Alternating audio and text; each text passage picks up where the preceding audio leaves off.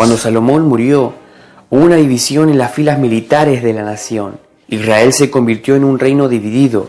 10 tribus emigraron hacia el norte y establecieron su capital en Samaria. Las otras 2 se marcharon hacia el sur y se establecieron en Jerusalén y en sus zonas circuncidantes. Durante este periodo de división y guerra civil, a las tribus del norte se les dio el nombre de Israel y al grupo del sur, Judá. Dios castigó a Israel cuando fue invadido por los asirios en el año 722 a.C. Las 10 tribus desaparecieron, el reino del norte dejó de existir, pero algunos del pueblo del norte huyeron hacia el sur para escapar del dominio asirio. La tierra de Judá siguió siendo una nación judía durante más de 300 años. Sin embargo, en el año 586 a.C., Nabucodonosor, rey de Babilonia, invadió a Jerusalén y a todo Judá y llevó cautivo a su pueblo. Con esto comenzó la llamada cautividad babilónica. Hoy veremos las sectas judías en el tiempo de Jesús. Bienvenidos a mi canal.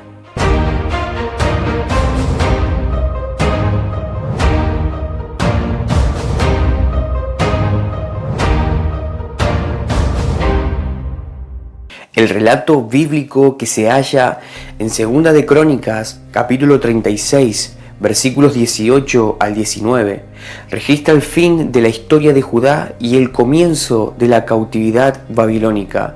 Asimismo, todos los utensilios de la casa de Dios, grandes y chicos, los tesoros de la casa de Jehová y los tesoros de la casa del rey y de sus príncipes, todo lo llevó a Babilonia. Y quemaron la casa de Dios y rompieron el muro de Jerusalén y consumieron a fuego todos sus palacios y destruyeron todos sus objetos deseables. En 2 de Crónicas, capítulo 36, versículo 20, se agrega una palabra final. Los que escaparon de la espada fueron llevados cautivos a Babilonia y fueron siervos de él y de sus hijos hasta que vino el rey de los persas. Lo que sucedió fue que hubo un rey llamado Ciro que gobernaba a Persia y otro rey, Darío, que gobernaba en la vecina Media. Las dos naciones eran aliadas, pero como la fuerza persa era la mayor de las dos, a los dos países se les daba a menudo simplemente el nombre del reino de Persia. Los medos y los persas invadieron a Babilonia, la tomaron y forzaron al imperio babilónico a rendirse. Pero ¿qué sucedió desde entonces? Lo leemos en 2 de Crónicas capítulo 36, versículo 22. Mas al primer año de Ciro, rey de los persas, para que se cumpliese la palabra de Jehová por boca de Jeremías, Jehová despertó el espíritu de Ciro, rey de los persas, el cual hizo pregonar de palabra y también por escrito. Ciro envió una proclamación escrita a través de todo su reino que decía: Así dice Ciro, rey de los persas, Jehová, el Dios de los cielos, me ha dado todos los reinos de la tierra, y él me ha mandado que le edifique casa en Jerusalén, que está en Judá. Quien haya entre vosotros de todo su pueblo, sea Jehová su Dios con él y suba. La compañía A fue la que salió primero, comandada por Zorobabel. Unos 80 años después salió de Babilonia otro grupo, la compañía B.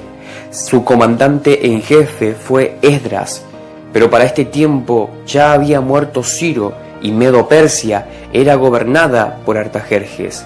Luego, 13 años más tarde, Nehemías condujo a la compañía C de regreso a la ciudad destruida. El libro de Esdras, que se halla precisamente antes del libro de Nehemías en el Antiguo Testamento, registra la manera como fue reconstruida la casa de Dios en la ciudad de Jerusalén.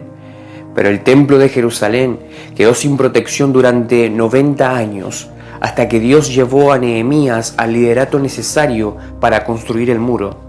Precisamente, a los relatos sobre este proyecto lo llamamos el libro de Nehemías. El libro de Nehemías, el hombre que dirigió a su pueblo, desempeña 3 papeles distintos. Al principio del libro, él es el copero del rey. A mitad de la historia, él es el constructor del muro. Y en la tercera parte del libro, Él es el gobernador de la ciudad y de las áreas adyacentes a Jerusalén.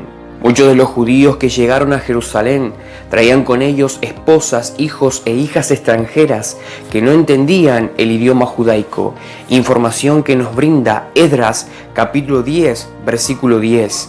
En el judaísmo del Segundo Templo se promovió un fuerte debate sobre la identidad del verdadero Israel. La cuestión consistía en saber quiénes eran los auténticos descendientes de Israel preexílico. Entonces, con Esdras y Nehemías, la división se definió a favor de los repatriados y en contra de los israelitas que no habían salido del país. De esta discriminación surgió la secta de los samaritanos. Pero para este entonces ya tenemos judíos dispersos por diferentes regiones, grupos y tendencias propias del judaísmo palestinense. Se sumaban los de Siria, Egipto, Asia Menor, Grecia, Roma y Mesopotamia, cada una con sus características particulares. Esta introducción histórica nos permite ver cómo el judaísmo empezó a tener diferentes interpretaciones intelectuales de una misma ley, ya que la religión se había dispersado en diferentes partes del mundo. En el judaísmo de aquella época no existía un magisterio reconocido universalmente y con autoridad para imponer un credo normativo.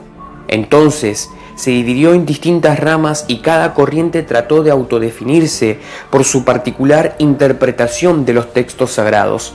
Las distintas interpretaciones eran fuente de división y separación entre los grupos, como cada uno reivindicaba para sí la auténtica interpretación que negaban a los otros. La escritura se convirtió en lugar de identificación y de separación. Pero aunque tenían diferentes interpretaciones intelectuales, había una confesión de fe que era el punto en común de todas las sectas judías. Ese punto en común era Deuteronomio capítulo 6, versículo 4. Oye Israel, Jehová nuestro Dios, Jehová uno es. Pero ¿cómo se definía una secta en tiempos de Jesús?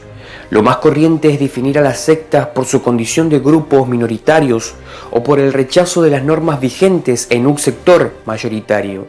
En el cristianismo, las sectas se caracterizan por su oposición a la iglesia de la cual se desprenden. Esta oposición determina a veces la pena de excomunión o de exclusión que la iglesia hace recaer sobre los adeptos a las sectas. Pero según podemos ver, en el judaísmo de entonces no existía una autoridad cuyas definiciones dogmáticas fueran obligatorias.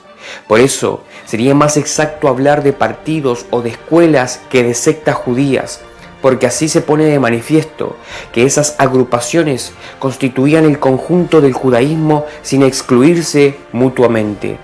Lo que distingue a las sectas judías de otros grupos separatistas o minoritarios es la voluntad y la convicción de realizar más plenamente los valores heredados de la tradición común. En el judaísmo del siglo I, las sectas rivalizaban en su esfuerzo por ser fieles a la Torá.